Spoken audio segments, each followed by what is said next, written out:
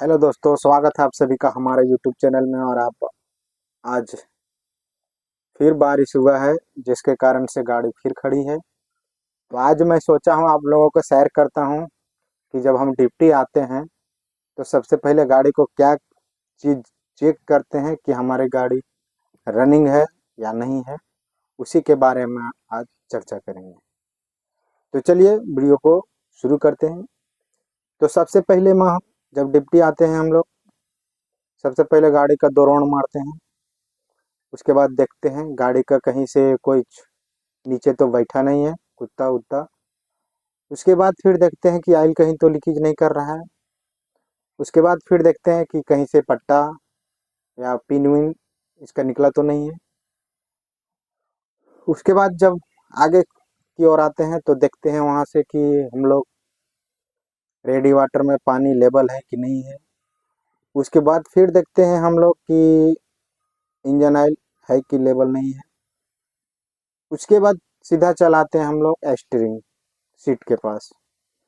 Seat पे चढ़ते हैं तो वहाँ देखते हैं हम लोग कि चाबी को जैसे हम ऑन किए तो उसमें भी सिग्नल आता है। तो वहाँ हम लोग देखते हैं कि सिग्नल कुछ आ तो नहीं रहा या गाड़ी हमारी रनिंग है कि नहीं है। उसके बाद हम चाबी को ऑन करते हैं और गाड़ी को स्टार्ट करते हैं। उसके बाद सबसे पहले सीट बेल्ट लगाते हैं हम। सीट बेल्ट का हम लोग प्रयोग बहुत ज़्यादा करते हैं। सीट बेल्ट लगाने के बाद फिर हद से हम लोग प्रेशर बनता है। हम लोग का प्रेशर तो डाउन ही नहीं होता जल्दी। पाइप साइप लीकेज रहा तभी, अन्यथा ऐसे डाउन नहीं होता। तो सबसे पहले हम लोग देखते हैं कि प्रेशर है बराबर कि नहीं। थोड़ा सा आगे पीछे करके देखते हैं ब्रेक सही लग रहा है कि नहीं लग रहा। उसके बाद हम लोग गाड़ी को स्टार्ट करके मतलब वो धीरे से आगे बढ़ा के ब्रेक को मारते हैं, मतलब ब्रेक ले रहा है कि नहीं ले रहा। उसके बाद जैसे हम लोग दोस्तों शिफ्ट में अगर चेंज होता है गाड़ी खड़ा करते हैं तो उस टाइम हम लोग का सिस्टम है कि डाला आपको थोड़ा सा आधे में टांग के रखना है, क्योंकि जब दूसरा शिफ्ट वाला ड्राइवर आए तो गाड़ी को पूरा झांक के देखे और अच्छा से दिखे कि हमारी गाड़ी रनिंग है। उसके बाद सीधा हम लोग गाड़ी डाला को बिठा के और गाड़ी को निकाल के हम लोग सीधा ले जाते हैं फेस में।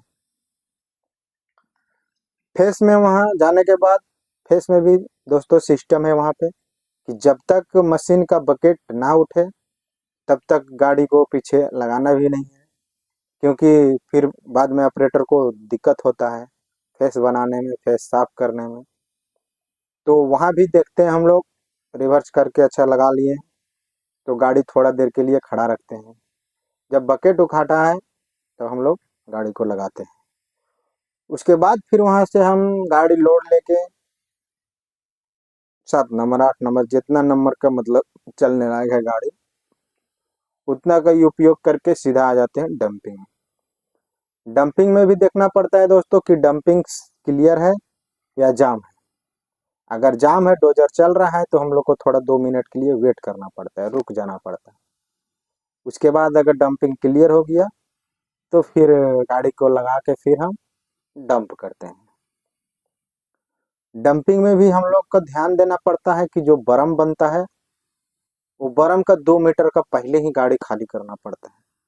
अगर आप VTC ट्रेनिंग वोकेशनल जिसको बोला जाता है, आप उसमें जाते हो एग्जाम एग्जाम जैसे होता है तो उसमें अगर कहीं पूछता है कि बर्म का कितना पहले आपको वो भी डंप करना है, तो उसमें बताना है कि बर्म का 2 मीटर का पहले हमको वो भी डंप करना है, बर्म को सटाना नहीं। क्यों नहीं सटाना है? क्योंकि ये जो हम डंप एरिया बना रहे हैं जिसको, उसका कोई गारंटी नहीं, कभी भी सेलेक्ट लूज माल रहा तो कभी भी सेलेक्ट हो सकता है, धस सकता है। उसमें हमको क्या, हमारी जान को खतरा है। गाड़ी भी सेलेक्ट हो सकता है उसके साथ हम भी जा सकते हैं। इसीलिए बोला जाता है कभी भी 2 मीटर का पहले गाड़ी खाली करना चाहिए। डोजर वाला से भी बोला जाता है कि आप दो 2 मीटर का पहले गाड़ी खाली कीजिए और डोजर से ही कीजिए। उसके बाद हो गया दोस्तों, तो फिर हम वहाँ से फिर रिटर्न जाते हैं हम लोग लोडिंग पॉइंट में। फिर लोडिंग लेते हैं वहाँ से, फिर लोडिंग लेके आते हैं। 8 घंटा हम लोग को ऐसा ही चलना पड़ता है। बीच बीच में हम लोग को ये भी देखना पड़ता है उतर के नीचे कि कहीं टायर में पत्थर वत्थर तो नहीं फंसा है, या कहीं टायर तो पंचर नहीं हो गया, उसको भी ठोक के हम लोग को देखना पड़ता है। क्योंकि मान लीजिए अगर कहीं एक टायर पंचर हो गया, अगर हम एक टायर पे चला रहे हैं तो पता चला चलते चलते वो भी टायर फूक गया, तो इसलिए 2 चक्कर 3 चक्कर में उतर उतर के टायर को ठोक ठोक के देखना पड़ता है कि पत्थर कहीं तो नहीं घुसा है, या तो टायर हमारा कोई पंचर नहीं होता हो गया। क्योंकि हम लोग पत्थर में चलते हैं, वो भी जिसको बोलते हैं, तो पत्थर में ज़्यादातर बहुत ज़्यादा टायर पंचर होता है, नया रहे या पुराना रहे। पत्थर इतना नोकीला होता है दोस्तों कि कट से उसको मार के उपयोग कर देता है। तो चलिए दोस्तों, अगर हमारे चैनल में नया है तो चैनल को सब्सक्राइब कर दीजिएगा, बेल आइकन प्रेस कर लीजिएगा, और लाइक शेयर कमेंट जरूर कीजिएगा कि हम आप लोगों को कैसा जानकारी अच्छा लग रहा है। तो कमेंट बॉक्स में ज़रूर लिखिएगा कि नहीं भैया, आप जो बता रहे हो वो ड्राइवर भाइयों लेके फ़ायदेमंद है। मैं जो भी बताता हूँ गाड़ी से ही रिलेटिव चीज़ आप लोग के लिए लेके आता हूँ, नया नया चीज़। और कुछ जानकारी लेनी हो तो उसके लिए आप कमेंट कीजिए हमको, मैं आप लोगों की पूरी सहायता करने की कोशिश करूँगा। चैनल को दोस्तों सब्सक्राइब जरूर कीजिएगा, एक सब्सक्राइब आपका हमारी हिम्मत को बढ़ाता है, ताकत को बढ़ाता है। जय हिंद।